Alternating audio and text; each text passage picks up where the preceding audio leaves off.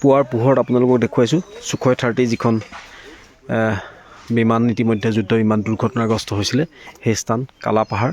আমি কালাপাহাৰত উপস্থিত আছোঁ আৰু আপোনালোকক এবাৰ সমগ্ৰ পৰিৱেশটো আমি দেখুৱাইছোঁ কেনেধৰণে এক ভয়াৱহ পৰিৱেশ আৰু এই দৃশ্যও আপোনালোকক দেখুৱাইছোঁ। এয়া SB-175 SB-175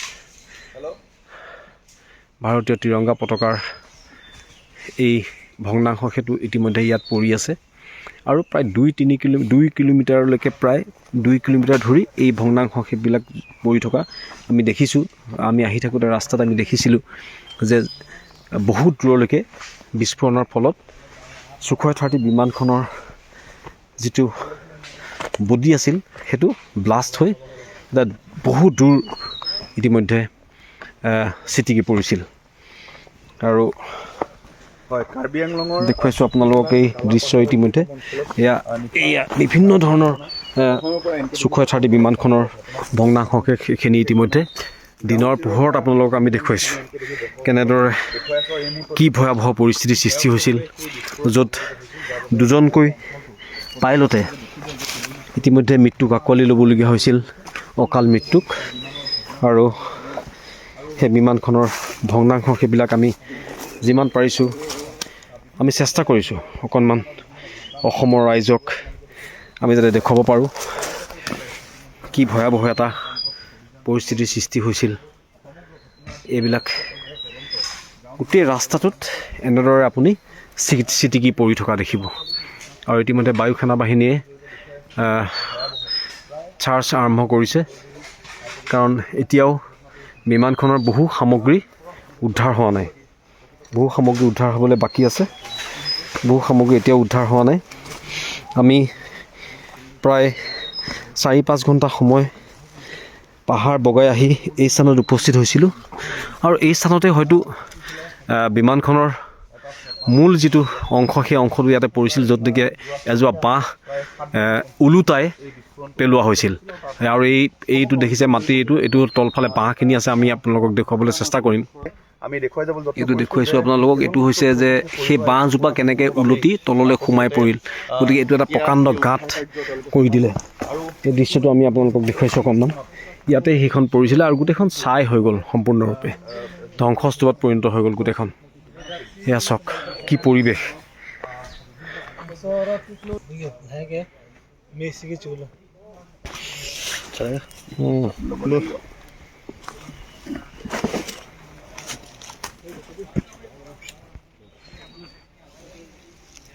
ইতিমধ্যে এক উচ্চ পৰ্যায়ৰ তদন্তৰ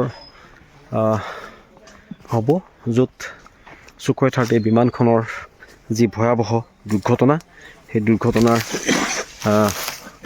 তথ্য পোহৰলৈ আহিব আৰু ইতিমধ্যে 2জন চালকৰ মৃত্যু হৈছে।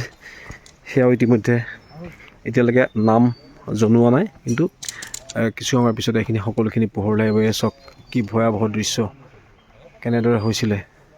এই গোটেই এলেকাটো দেখিলে গম পাব কি হৈছিল ইয়াত।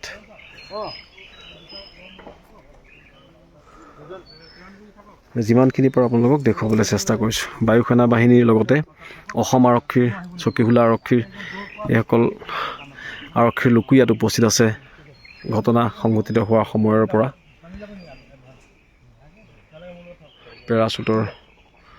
পেৰাচুট ইতিমধ্যে এনেদৰে ওলমি আছে, এইটো ব্যৱহাৰ কৰা নহ'ল।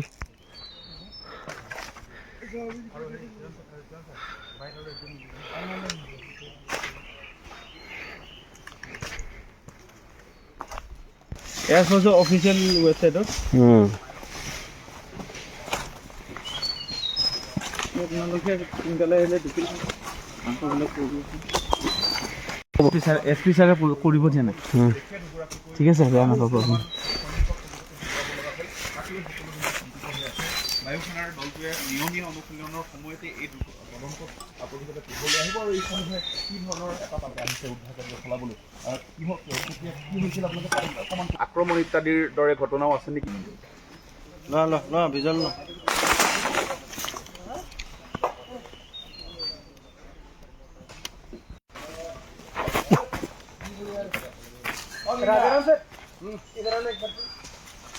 চিন্তা কৰিব নালাগে, টেনশ্যন একদম ধুনীয়াকৈ গৈ পাব।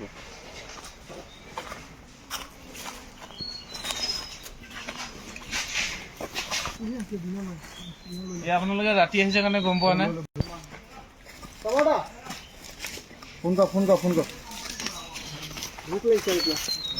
আছে নেকি বাৰু?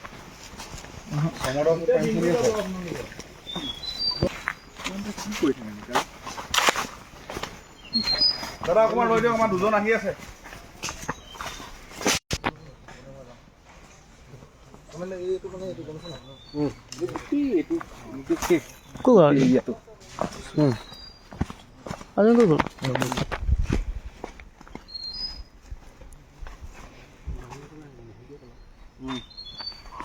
হেৰি কৰিবলৈ ভাল।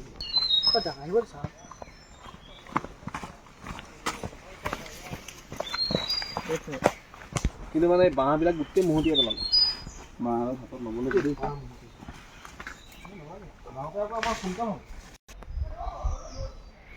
এইটো ৰাস্তাৰে আমি নামি যাব লাগিব।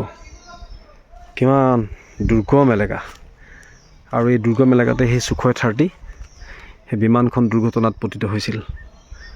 আমি এতিয়া সেই স্থানৰ পৰা নামি আহিছোঁ। এবাৰ দেখুৱাইছোঁ আপোনালোকক কিমান তলত আছে, কিমান তলত সেই মানুহ গৈ আছে। অকণমান ভৰি পিছলিলৈ গ'ল।